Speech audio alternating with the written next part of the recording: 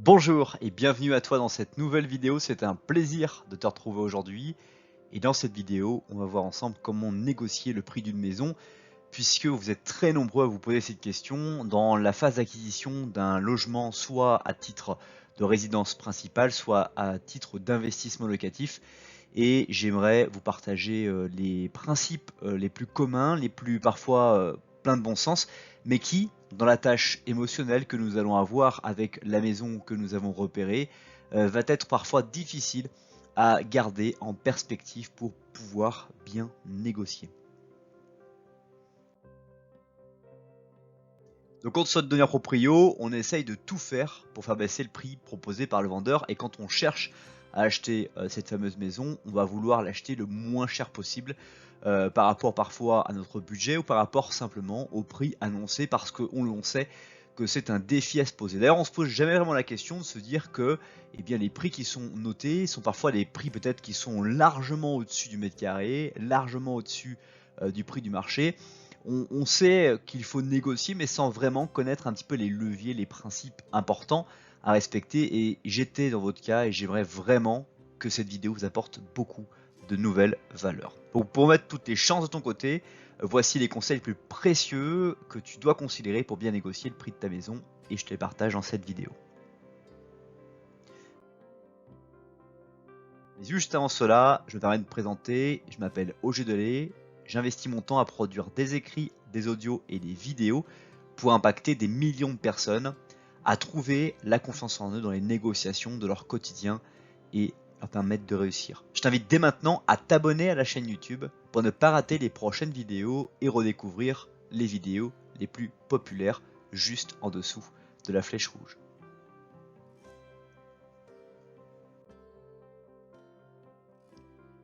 La première et des règles essentielles pour négocier le prix d'une maison, c'est de se renseigner sur l'état du marché immobilier local. L'une des erreurs communes qui peut être réalisée, c'est de considérer des caractéristiques d'un bien comme une maison. On va par exemple se focaliser sur la qualité de la cuisine, la qualité de la salle de bain. On va en fait se focaliser sur la caractéristique d'un bien immobilier plutôt que sur l'environnement dans lequel il se trouve et éventuellement les services qui vont être à côté. Alors peut-être que je généralise, peut-être que c'est pas ton cas, mais il y a quand même beaucoup de personnes qui vont acheter un bien par rapport à une cuisine ou une salle de bain. Donc ce sont deux critères fondamentaux. On verra dans d'autres vidéos quand on veut vendre et qu'on est de l'autre côté de la négociation, comment justement on va vouloir travailler sur ces aspects de salle de bain et de cuisine, et donc que nous, en tant qu'acheteurs, nous devons aussi veiller à regarder ces défauts et ses qualités. Mais vraiment le premier point, avant d'entamer une négociation de prix, c'est de bien se renseigner sur le marché immobilier local. Faire un tour sur le bon coin ou se loger pour connaître le prix moyen au mètre carré est quelque chose qui est vraiment très important. Et d'ailleurs, je t'invite également à ajouter un plugin sur Google Chrome qui s'appelle Rendement locatif, pardon. C'est un petit plugin gratuit que tu vas ajouter et qui va te dire en fait les prix les plus bas au mètre carré d'un bien, les prix les plus hauts, et en fonction de l'annonce que tu vas repérer, il va te dire à quel prix il faudrait l'acheter. Et éventuellement, si tu devais mettre en location ce bien immobilier, quel serait aussi le rapport locatif que tu pourrais en tirer par rapport à la surface habitable ou par rapport aux chambres ou au nombre d'appartements ou de pièces qui est présent dans ton appartement ou ta maison. Vraiment, cette information du prix au mètre carré va être vraiment très précieux parce que tu vas partir de cette estimation-là pour pouvoir négocier et focaliser ta stratégie de négociation entre le prix maximum que tu achèterais le bien que tu visites, par rapport à ces conditions, les travaux qui sont à réaliser, l'emplacement, etc. et les concessions que tu vas faire par rapport à ta recherche et ta maison idéale, mais aussi par rapport à tous les autres aspects que l'on va voir par la suite. Donc c'est vraiment important de vraiment avoir une notion des prix au mètre carré, et trop souvent je rencontre des personnes qui veulent acheter des biens immobiliers mais qui n'ont pas encore pris la mesure, le pouls de cette information.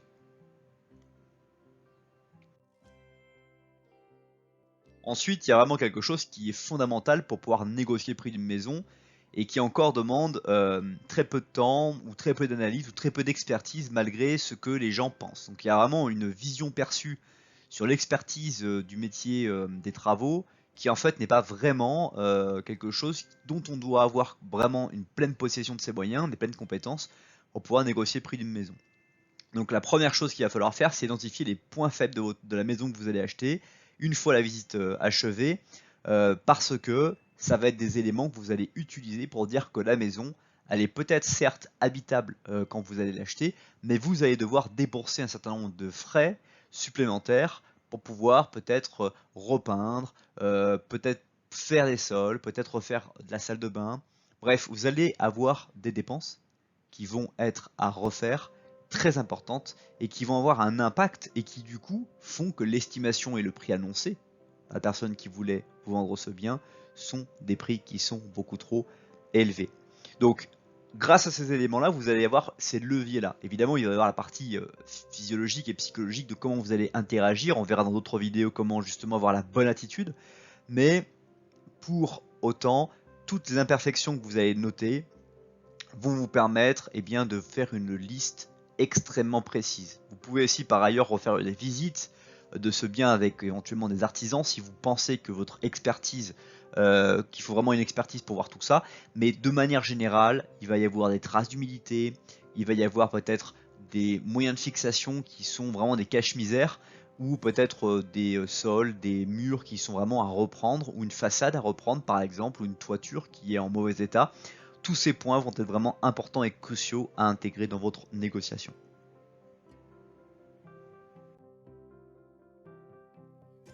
Évidemment, une fois que vous allez commencer à avoir rassemblé ces éléments, que vous connaissez le prix au mètre carré qui est pratiqué, les prix peut-être même les plus bas, si vous avez utilisé le plugin de rendement locatif, vous allez pouvoir rapidement commencer à négocier.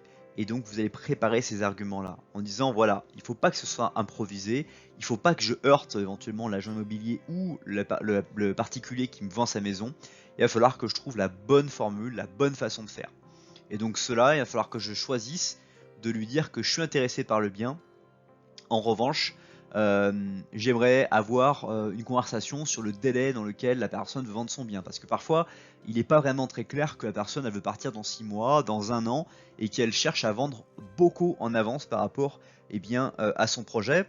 Donc déjà, c'est vraiment un point essentiel de connaître le délai une fois que vous avez observé les imperfections. Vous allez rentrer sur le délai de la négociation en disant voilà dans quelle mesure vous allez vendre ce bien, quel est votre projet par la suite. Vous allez discuter, créer, on va dire, beaucoup de relations avec soit directement le propriétaire de la maison, soit avec l'agent immobilier pour comprendre un petit peu les leviers que vous allez pouvoir utiliser sur ce bien de maison.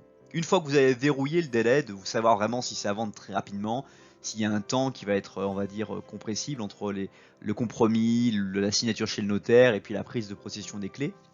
Une fois que vous avez tous ces éléments réunis, vous allez dire voilà, ok, bon bah écoutez, votre maison, moi, je suis en mesure de pouvoir proposer un prix, une offre de X.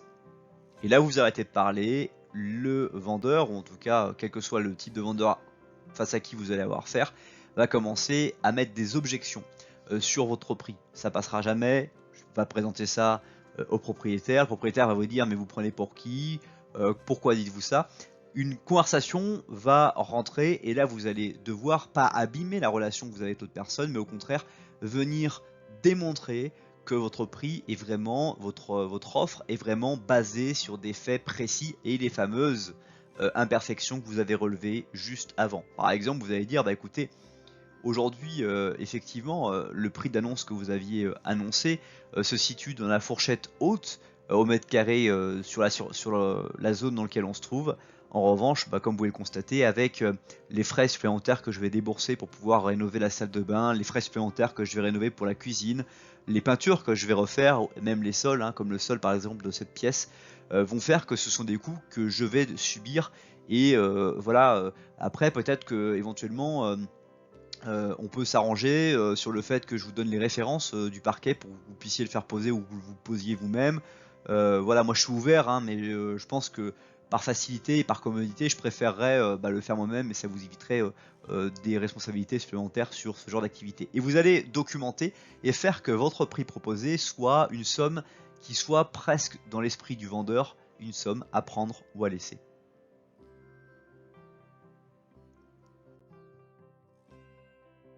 Donc comme on l'a vu juste précédemment, annoncer un prix très bas est l'un des facteurs clés, mais attention, ce pour autant, de ne pas rentrer dans vraiment j'allais dire un foutage de gueule. Je sais pas si ça va être bloqué par YouTube ou pas cette expression, mais pour dire que le fait de ne pas manquer de respect non plus à la personne qui a ce bien immobilier et qui peut-être pour elle veut en retirer beaucoup d'argent parce qu'elle a un levier émotionnel, elle a vraiment un attachement émotionnel très fort de cette maison et qu'elle souhaite vous la vendre, de vraiment chercher à faire en sorte de bien choisir eh bien, le prix que vous allez annoncer, même s'il va être très bas, même si vous savez que ce prix va être remonté, de chercher à annoncer quand même un prix le plus bas possible de manière à ce que vous allez pouvoir le remonter, faire des concessions. Ah bah écoutez, je suis prêt à vous faire une deuxième offre.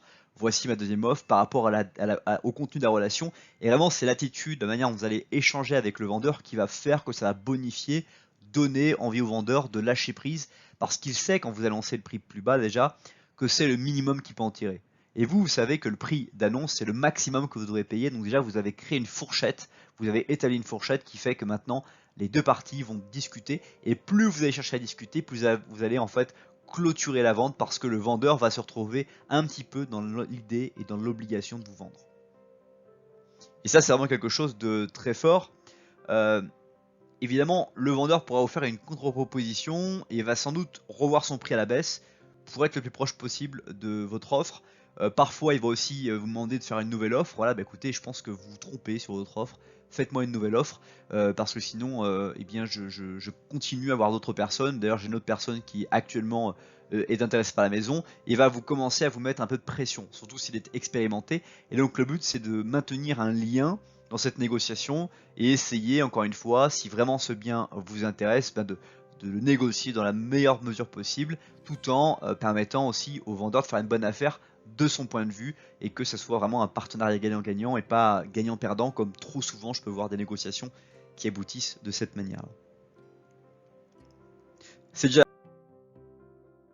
la fin de cette vidéo. Si tu l'as aimé, tu aimeras très probablement les autres vidéos de la chaîne YouTube, donc abonne-toi pour ne pas rater ces prochaines vidéos et redécouvrir les vidéos les plus populaires.